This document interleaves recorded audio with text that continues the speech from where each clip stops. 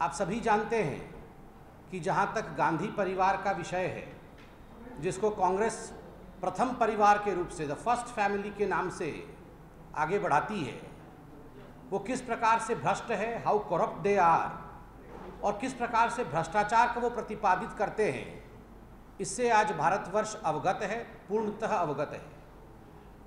और अगर स्कैम्स के विषय में कोई पुस्तिका लिखी जाए, if you write a book on corruption, National Herald case is going to find its way into this book in a big way. जो नेशनल हेराल्ड का केस गांधी परिवार पे चला है और जिस केस को लेकर आज गांधी परिवार बेल पे बाहर है, उस केस का एक बहुत बड़ा असर हिंदुस्तान की जनता के मन के ऊपर रहा है कि एक परिवार कितना करप्ट और कितना भ्रष्ट हो सकता है।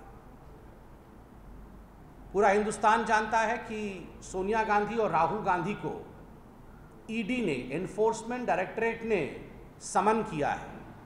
दोनों ही बेल पे बाहर हैं और दोनों को ही ईडी ने समन किया है।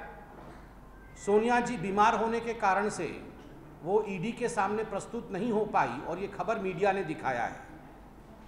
कल राहुल गांधी ईडी के सामने प्रस्तुत होने का तारीख है, प्रस्तुत होते हैं नहीं होते हैं वो कल बताएगा। किंतु आश्चर्य का विषय, नेशनल हेराल्ड को लेकर जिस प्रकार से एक नाटक नौटंकी करने का काम कांग्रेस पार्टी और खास करके गांधी परिवार कर रही है, कहीं ना कहीं ये उनके चोरी को साफ रूप से बता रहा है। ये दर्शा रहा है कि कुछ ना कुछ गड़बड़ है, कुछ ना कुछ गांधी परिवार छुपाना चाहती है।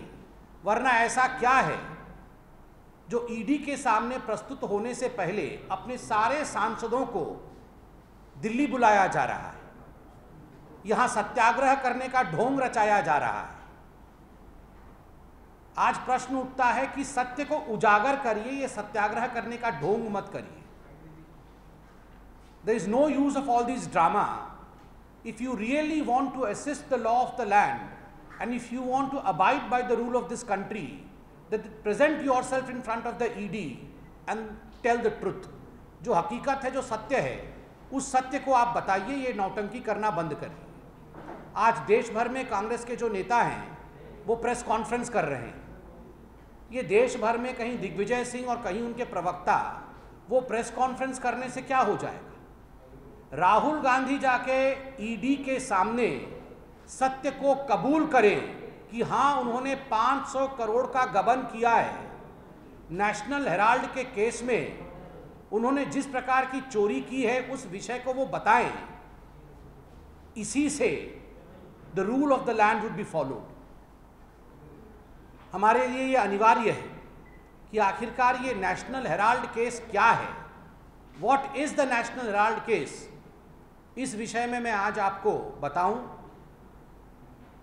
आपको पता होगा कि 1937 में जवाहरलाल नेहरू, जो बाद में चलकर हिंदुस्तान के प्रधानमंत्री बने, उन्होंने एक एसोसिएटेड जर्नल कंपनी नामक AJL, एसोसिएट जर्नल लिमिटेड नामक एक कंपनी बनाई।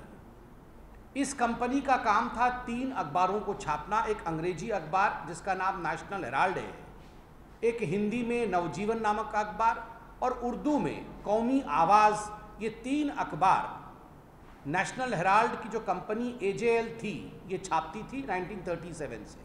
5000 फ्रीडम फाइटर से उनसे पैसा जमा करके जवाहरलाल नेहरू ने ये शुरू किया था। तो ये कंपनी जो है AJL, ये पंडित जवाहरलाल नेहरू की कंपनी नहीं थी।